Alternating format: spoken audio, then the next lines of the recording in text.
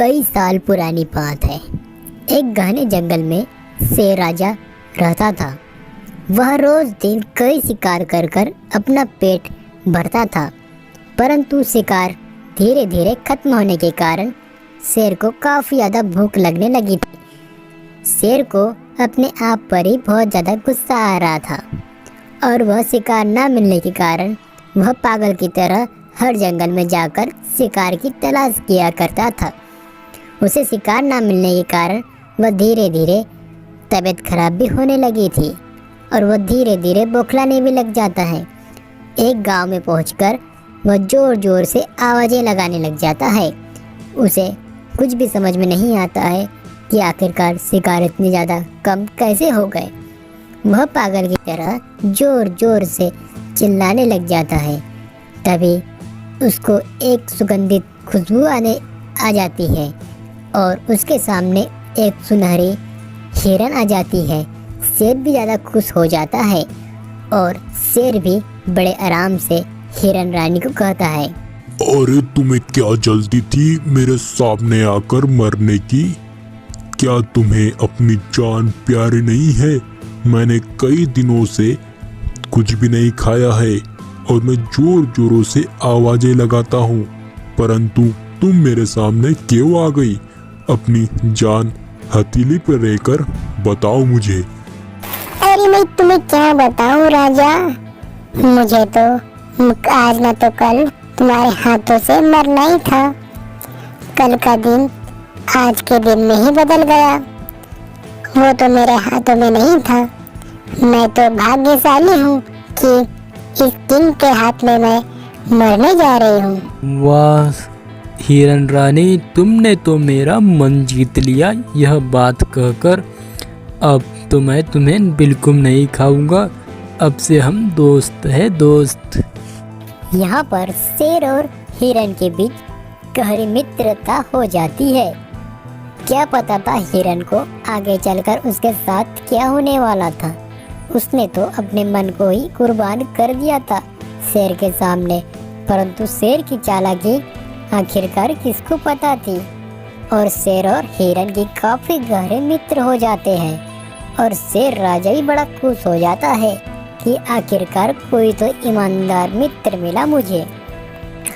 शेर और हिरन की गहरी मित्रता होने के कारण वह अपने फार्म पर भी ला लेते हैं हिरन, परंतु हिरन को क्या पता था कि आखिरकार शेर धोखा दे रहा है या सही में मित्र बनने का वादा कर रहा है। शेर ने अभी तक के इतने ज़्यादा शिकार एक साथ बिल्कुल नहीं देखे थे और शेर राजा भी बहुत ज़्यादा खुश हो जाता है क्योंकि उसने आज से पहले इतने सारे हिरन कभी नहीं देखे थे। शेर के अंदर थोड़ी बहुत लालच तो उत्पन्न होती है, परंतु शेर थोड़ा कंट्रोल कर एक गेंडे के सामने हिरन ला खड़ा कर देती है और वह हिरन का सबसे अच्छा मित्र था गेंडा, जो कि हिरणों की पूरी हिफाजत किया करता था। और हिरन तो पहले से ही नादान थी। उसे क्या पता था कि यह शेर धोखा दे रहा है या रियली उसका दोस्त बना है। शेर और गेंडे के बीच में बहुत सारी बातें शुरू हो जाती हैं। अरे शेर भाई, मैं मेरा इंटरव्यू दे देता हूँ।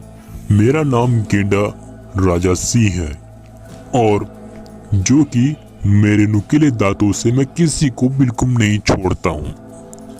ठीक है, अगर तुम्हारी नीयत इन हिरणों के ऊपर होंगी तो पहले मुझसे मुकाबला करना होगा, अन्यथा बहुत बुरा हो सकता है तुम्हारे साथ। यह सिंह तुम्हारे पेट के अंदर भी जा सकता है। शेर और गेंडे के बीच बहुत ज़्यादा हाथापाई भी हो जाती है और गेंडा भी बिल्कुल हार नहीं मानता था और शेर को बहुत ज़्यादा गुस्सा भी आ रहा था, परंतु उसे तो अभी मित्रता जारी रखनी चाहिए थी, क्योंकि अगर वह मित्रता दुश्मनी में बदलती तो वह गेंडा हिरन के पास भी भटकने बिल्कुल नहीं देता, क्योंकि शेर थोड़ा घायल था और थोड़ा पागल सन की था और उसकी थोड़ी तबीयत भी गड़बड़ थी।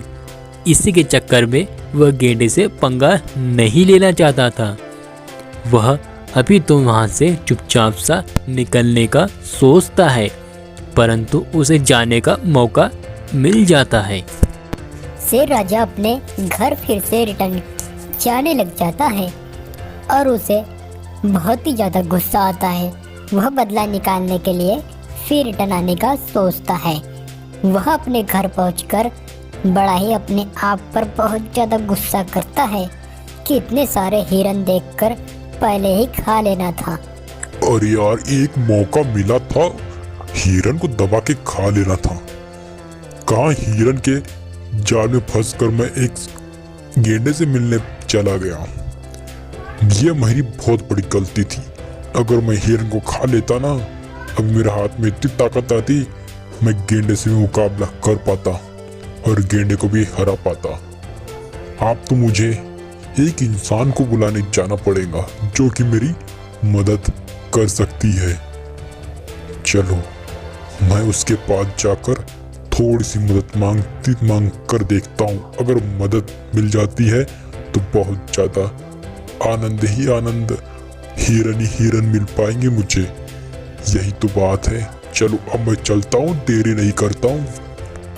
शेर राजा एक चीते से मिलने के लिए पहुंच जाता है और शेर राजा पूरी बात एक एक डिप्टो डिप पूरी बात बता देता है कि आखिरकार एक हिरन का झुंड वहाँ पर है और मुझे बहुत जोरों से भूख भी लगी है। मुझे कुछ उपाय बताओ, वहाँ जाने का उपाय, कैसे जा सकता हूँ मैं। हाँ, एक गेंडा भी उसकी हिफाजत कर रहा है। इस गेंडे ने भी रास्ता रोक दिया था, अन्यथा पूरे हिरन को पेट में लेकर ही मैं यहाँ पर रिटर्न आता। अरे तुम क्या बात कर रहे हो? उन हिरणों को कभी आँख उठा कभी मत देखना। एक दिन 2 शेर जा रहे थे, उन 2 शेर का आज तक की कभी कोई पता चला ही नहीं। पता है तुम्हें? एक दिन 2 शेर गए थे उस जंगल की तरफ। पता है उनके साथ क्या हुआ? वो पहुँचे तो थे, जैसे एक हिरन को भी मार दिया था, तभी पीछे से गेंडा आया, उन्हें ऐसा ऊपर उछाला वह दोबारा उठ ही नहीं पाए। दोनों शेरों को धूल चटा दी। वहीं पे दोनों चल बसे। इसी के चक्कर में कोई आज तक के शेर उस इलाके में जाने की भी कोशिश नहीं करता है। के बाद शेर को भी बहुत ही ज़्यादा डर लगने लग जाता है और शेर को भी पता चल जाता है अब वहाँ पर तो दाल तो गलने वाली नहीं है, हमें तो भूखा ही सोना पड़ेगा या कोई चुहे हुए खाकर ही जिंदा रहना पड़ेगा और कोई शिकार देखने के लिए मैं चला जाऊँगा। तब तक कि वहाँ से शेर भी पतली गली निकलकर अपने गुफा के अंदर चला जाता है और चीता ही बड़ा ही मज़े से शेर के डरपोक होने का एहसास कर पाती है और चीते को बहुत ज़्यादा मज़ा आता है क्योंकि वो चीते ने ही शेर को उल्लू बनाया था, क्योंकि हिरन भी उसको मिली थी। वह तो हिरन की तरफ से थी, वह हिरन की रक्षा करती थी हमेशा के लिए।